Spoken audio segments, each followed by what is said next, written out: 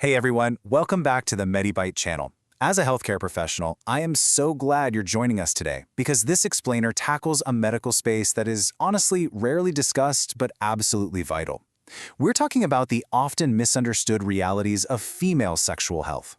We are looking at conditions that cause immense silent distress for so many patients, specifically persistent genital arousal disorder, or PGAD, and postpartum sexual dysfunctions. Our goal today? Pull back the curtain, ditch the stigma, and look purely at the science and the medical reality of what actually happens when the body's physical responses totally disconnect from our actual desires. Let's dive in. Okay, here's our roadmap for today's explainer. First, understanding persistent genital arousal. Second, triggers and psychological impact. Third, pregnancy and postpartum dysfunctions. Fourth, treating and managing PGAD. And fifth, healing and regaining intimacy. So, starting off with Section 1, Understanding Persistent Genital Arousal.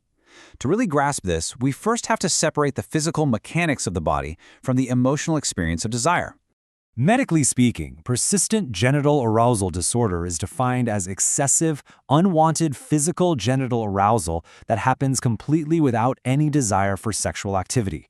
Now, I really want to emphasize that word unwanted. This is a documented physiological event that occurs entirely without the brain's consent or intent. It involves increased blood flow to the genital organs and increased vaginal secretions. But mentally, the person experiencing this has absolutely zero wish to engage in anything sexual. It's completely disconnected. You can really see the clear divide here. On the physical side, you've got increased blood flow to the clitoris, swelling or engorgement, increased secretions, and just this unrelenting tingling or throbbing sensation. But on the mental side, the patient is not mentally or emotionally aroused at all. There is absolutely no wish for sexual activity. Imagine the sheer cognitive dissonance of having your body manifest these intense physical signs of arousal that persist for hours or even literally days, while your mind is entirely disengaged. It's incredibly jarring. Moving on to Section 2, Triggers and Psychological Impact. Understanding that massive physical and mental disconnect naturally leads us to ask, well, why does this happen? What's really fascinating and frankly frustrating is the sheer unpredictability of it all. Medically speaking, the exact root cause of PGAD is currently unknown, and while it's heavily documented in women, it can actually occur in both men and women. Look at these triggers. It might be triggered by sexual activity, sure, but it can also be triggered by completely non-sexual activity, or, wild enough, by no apparent stimulus at all. You could literally just be sitting at your desk or driving your car, and it just begins. That unpredictability adds a massive, heavy layer of psychological distress. Which brings us to this really powerful reality from the medical literature. It notes that most women consider these changes intrusive and are distressed and embarrassed by them. As a healthcare professional, I just want to use this moment to firmly validate that experience. If you or a patient are feeling this way, you should know it is a completely normal response to an incredibly stressful, isolating medical issue. It literally feels like a betrayal of your own body. And the shame surrounding anything related to genital health often keeps people suffering in total silence. And that silence and distress, well, they actually feed right back into the physical symptoms. Let's look at this agitation cycle. When you have a condition like PGAD, you naturally develop anxiety and worry about when the next episode is going to strike. And what happens when we're anxious? We tense up. Specifically, we clench our pelvic floor muscles. That tightness actually contributes to and perpetuates the uncomfortable tingling and throbbing. So the worry literally fuels the physical symptoms, basically trapping the patient in a loop. All right, let's shift to Section 3, Pregnancy and Postpartum Dysfunctions. We're going to see how this builds into another critical area of female sexual health that very often goes unaddressed.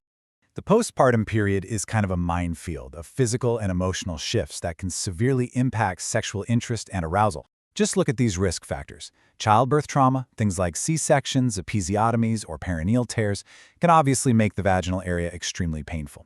Then you've got psychological stresses like severe sleep disruption, shifting family roles, or postpartum depression. The literature also notes that pregnancy unfortunately increases the risk of intimate partner violence, which profoundly undermines a woman's psychological safety and sexual function. And finally, something as completely natural as breastfeeding plays a massive hormonal role. Let's unpack that breastfeeding connection for a second. While breastfeeding, a woman's estrogen levels are naturally low. This low estrogen can cause the vagina to become very dry, leading to a condition clinically known as genitopelvic pain or penetration disorder. To translate that from clinical jargon, it basically means incredibly painful intercourse. A natural, nurturing process like feeding a newborn can inadvertently create severe, painful physical barriers to intimacy. And if a dysfunction was already present before pregnancy, it's even more likely to stick around afterward. This brings us to Section 4, Treating and Managing PGAD. With all these complex realities laid out, what do we actually do about it? Let's look at the clinical solutions. First up, we absolutely have to clear up a common misconception about PGAD. Because it mimics arousal, a lot of patients initially try to self-stimulate to achieve orgasm, hoping it's going to resolve the physical tension. And hey, at first, orgasms might actually offer some temporary relief, but over time, they often become much less effective.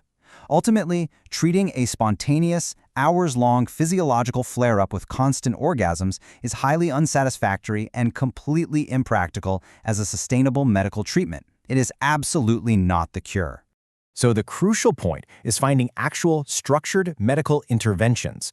Here is the progressive treatment approach. Step 1 is often the most powerful, simple recognition, just validating that this disorder actually exists and offering reassurance that it can spontaneously resolve really helps reduce that anxiety cycle we talked about earlier. Step 2 involves pelvic floor physical therapy. This uses muscle relaxation exercises and biofeedback to train the patient to unclench those tight pelvic muscles. And Step 3 combines this physical therapy with psychological support, like mindfulness-based cognitive therapy. In some cases, doctors might also prescribe an SSRI, an antidepressant, though, to be fair, evidence for its specific usefulness is still being studied. Finally, Section 5, Healing and Regaining Intimacy. Transitioning over to postpartum solutions, this is really all about patience, communication, and adaptation. Treatment here heavily involves education. Doctors highly recommend learning precisely how your body has changed both during and after pregnancy. Psychological therapies can absolutely help process the trauma or stress, but practical education is just as key. This means couples finding new, comfortable positions that accommodate a healing body, like side-by-side positioning, for example, which relieves pressure on healing pelvic floors or C-section scars. It's all about gentle, mindful adjustments to make intimacy safe again. And perhaps most importantly, doctors suggest that couples really expand their definition of what constitutes sexual activity. When vaginal intercourse is painful or just medically off the table, intimacy absolutely doesn't have to stop. There is a wonderful menu of alternative activities to explore. Massage, foreplay, mutual caressing, kissing, fantasy, or honestly, even simply cuddling. Expanding your physical connection can beautifully bridge the gap while the physical body takes the time it needs to heal. As we wrap up this explainer, I want you to remember that whether it's the distressing, totally uninvited physical symptoms of PGAD or the hidden pain of postpartum intimacy, these are very real medical conditions. They require exactly what we've applied today: scientific understanding, structured medical care, and above all, profound empathy, not judgment. Which leaves me with a final provocative question for you to think about. How can we better break the silence around female sexual pain and prioritize destigmatizing women's health? Because knowledge truly is the best medicine for stigma. Thank you so much for joining me today. If you found this breakdown valuable, please make sure to like, share, and subscribe to the MediByte channel. Your support helps us continue delivering clear, compassionate, and trusted medical information right to your screen. Until next time, stay curious and stay healthy.